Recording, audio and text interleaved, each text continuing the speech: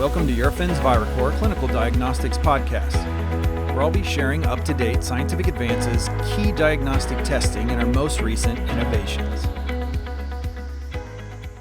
Enjoy part 7 of our 10-part series, originally broadcast live from ATC24 in Philadelphia. Hi, welcome back to Eurofins Transplant Viracor Reviews. My name's Kevin. This afternoon, I've got the pleasure of sitting down with Morgan-Palardy. Anna is with the Chris Klug Foundation. They are a patient advocacy group and a transplant advocacy group based out of the Colorado area. So welcome, Anna. Great to have you with us today. Good to see you again. Thanks for having me on. I'm excited to be here. And really wanted to talk about the foundation, what they do, what your mission and goal is with getting the word out there. I know that according to the website that you guys have reached well over 1 million people in 2023, which is fantastic. Out of that, about 103,000 people are currently waiting on the organ transplant list. 48% of people nationwide are registered organ donors, which is wonderful. We need to find a way to get that number up over that 50% mark. And just shy of 47,000 people had an organ transplant in 2023, which is phenomenal news. And the founder of the organization, Chris Klug, is a organ transplant recipient. He's also a professional snowboarder. Received a liver transplant in 2000, just a couple of years ago, but since gone on to be, I think, and you can correct me, the only organ transplant recipient that has gone on to participate in an Olympics game. Yep. That was the giant slalom back in 2002. Yep, Salt Lake City. And he won a bronze medal. To me, skiing is very difficult, and to ski after being an organ recipient and come away with a position on the medal stand, salute to Chris. Yeah. And his thought process and such. And we were talking earlier, and I misspoke, and you looked at me like I had two heads, because I probably did at the time. I'd said, well, yeah, I also saw that he won a couple of gold medals, and clarify that those were in the Winter X Games. Yes, so, the X Games, yeah. He competes every year. He's still doing amazing. I'm always mind-boggled by people that can snowboard. I am trying to ski myself, trying be the emphasis word. But Chris did incredible things before his transplant, and that only heightened it, as proven by his bronze medal. Yeah, so let's talk a little bit about, the Chris Klug Foundation, or CKF, as it's abbreviated out there in the interwebs, and such. But what is the primary goal of the foundation? What do you guys want to do? And how is a good way to help spread the word of what you guys are doing? Yeah, so we look at it as 3 pillars: inspire, educate, and register.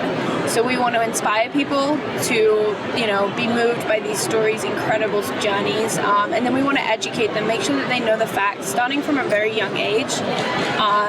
We start with elementary school students, and we want to teach them the facts. Obviously, it's very basic at that level, and then they progress through that. So when they get to the DMV, they're not confused about what they're being asked. They know their decision, and they go in informed and educated.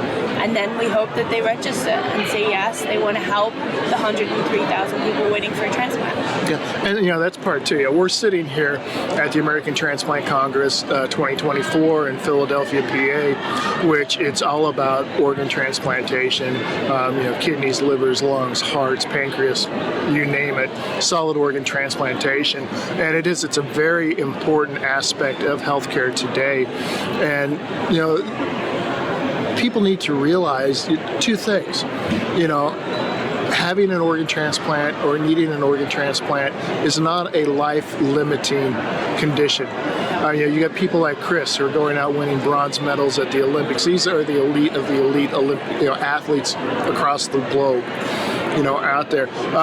You guys also help sponsor and sponsor teams and like that in a variety of other different types of activities. There's one that just happened this weekend we talked about earlier.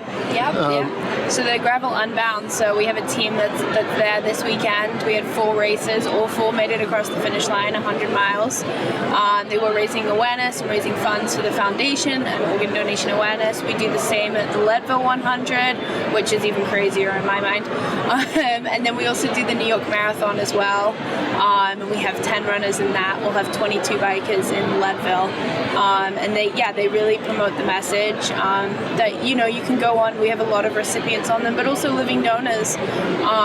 You can go on and do incredible things. And obviously we're not saying everyone can go to Olympic Games. That takes a very special human. But if your goal is to walk to the mailbox or swim 3 laps in your local swimming pool, you can do that post-transplant. And that's what, really we want to put the message out there, and our ambassadors work really hard going to different hospitals, schools, communities to share their stories. Yeah, I mean, you say as simple as, walking to the Please join us in 5 minutes at the back of the hall for a product theater presentation sponsored by Alnylam Pharmaceuticals.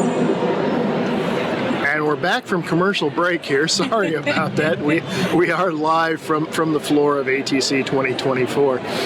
But I was saying, it's as simple as getting somebody to walk to the mailbox down the street, taking your child or your grandchild to the park to sit on the swings and swing and like that, being able to, you can still go out, enjoy life, and live it to the best that you want to live it to, which is phenomenal. And I think foundations like this one really are important in the whole journey of the transplantation process. So kudos to you guys for everything you do, and for supporting the athletes. I'm an armchair athlete. Used to do it until my knees gave out on me, but that's a completely different subject, different time to talk about and such. But also I think it's education and awareness about the transplant journey. We've talked to some transplant surgeons, nephrologists, hepatologists, and like this, where transplantation has come to such a point where, it used to be in the old days, not really that far long ago, but pre-COVID. Yes, everything's that's a different world. That's the mark we draw in the sand in time nowadays. But it used to be, in order for somebody to donate their organs, they usually were, it's regretful to say, a deceased donor. But now with the increases, the improvements in pharmacology, in testing for infectious diseases, rejection markers like this, and other medicines to help offset those organ injuries or insults, that the body can cause upon them, there's really been a flip where people are doing living donation. And one of the things we were just talking about with the nephrologist is the sequential donor sequence, or I forget the exact name of it, but basically it starts off with somebody needs a kidney out there, they'll find a donor. Somebody, a living donor, will say, hey, I've got 2, I only need 1. Here's my kidney. And that can then snowball into, I had heard, like 5 or 6 is like the maximum in the chain. And he was saying they had just completed one with 9. 9 recipients in that one chain. And that's 9 people whose lives have been significantly turned for the better through one simple act of kindness of donating, a living organ. And kidneys aren't the only organ that you can donate to or donate parts of. You've got a kidney, you could donate part of the liver. And the really cool thing about livers is they will actually regenerate. Right. So you get a small chunk, a small lobe of somebody's liver in, I don't know, a couple years. You got a big liver, a fully functional liver. You could donate a lobe of one of your lungs to maybe a pediatric patient who's needing it. or like that. And then we're getting into the whole world of xenotransplantation. Exactly. We've had a couple of experiments with xeno heart transplants. Those are good proof of concept. Xenotransplantation's not there, but huge steps are being made every day. We've got 2 people that have had xenotransplanted kidneys that have done very well, and it's been proven that the body or the transplantation wasn't the cause of their ultimate demise. It was something completely unrelated to the transplantation process. So, just thinking about what's out there, in tomorrow that's going to be possible in the world of transplantation, and to help people live better lives, to live more full lives and like that. That's really where I think your organization, a bunch of the other organizations, we're starting to see more and more organizations going up there, talking about organ transplantation, removing the stigma of that, and through the educational process. I think you said you have I'm going to butcher your name over, but like an early education program for the schools. Yes. Or what's the title? Toolkits for Teachers. Toolkits for Teachers. Yeah. All right. And then, but you also do, more education for adolescents, adults, and like that. Do those have little catchy names, or? So our Donor Dudes program. Donor Dudes? Yeah, it's pretty catchy. It's for any community member who wants to put on their own awareness event. So you can spin that in however you like. Please join us at the back of the hall for a product theater presentation sponsored by Pharmaceuticals. And that commercial break was brought to you by ATC24. Apologies again if you're listening to this live. So we got Donor Dudes. So you can pretty much go wherever you like with that. You can put on your own, it's pretty much your own awareness event. We send you all the materials that you need. We send you guest speakers if you'd like them. And you can put on anything, whether it's a karaoke event, a basketball game maybe, or just going down to your local mall and having a booth for a few hours.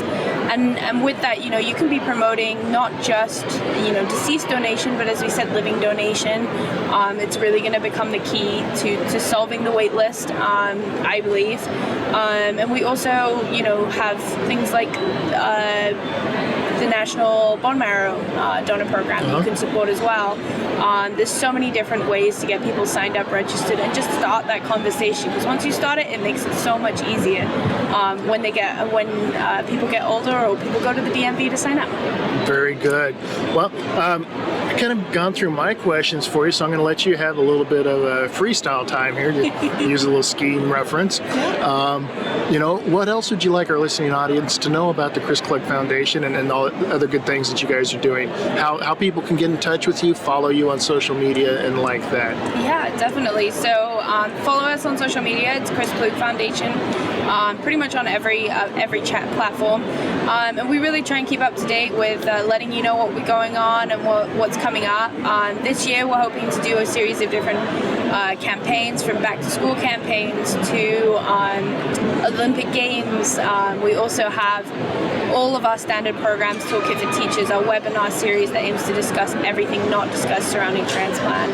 Our CKF ambassadors, if you're interested in becoming one, just head to our website, chrisklugfoundation.org, and you can find all the information there. And we're always here trying to just share the message.